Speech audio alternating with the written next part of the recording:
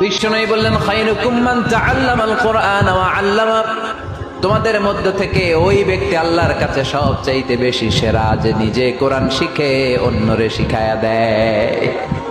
আপনি কোরআন শিখলে আপনি সেরা, আবার আপনি যদি শিখায়া দেন তবেও আপনি সেরা। এজন্য কোরআন শিখানোর চেয়ে শ্রেষ্ঠ কাজ হয় না। আপনি যদি কাউরে শুধু সূরা ফাতিহাটা শিখান, কোন সূরা, ওই লোক যতবার জীবনে সূরা ফাতিহা পড়বে তার একটা পার্সেন্টেজ সওয়াব আমলনামায় আপনার আছে না নাই? আবার ওই লোক যদি কাউরে এই সূরা ফাতিহাটা শিখায়, আবার যারে শিখালে যদি আবার আরেকজনরে শিখায়, এভাবে যত জনকে শিখাবে প্রত্যেকের সওয়াব থেকে একটা পার্সেন্টেজ সওয়াব আপনার আমলনামায় দিয়ে দিবে কে?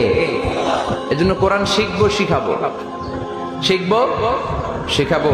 যারা কোরআন জানি না, কোরআন জেনে মরবো। No excuse will be granted that day. সেদিন কোনো অজুহাত আল্লাহ গ্রহণ করবে না। সব পারো, কোরআন পারো না কেন? সবই তো পারো। হিন্দিতে কথা বলতে পারো, ইংরেজিতে কথা বলতে পারো, কোরআন পারলা না কেন? কোনো মাফ করবে আল্লাহ?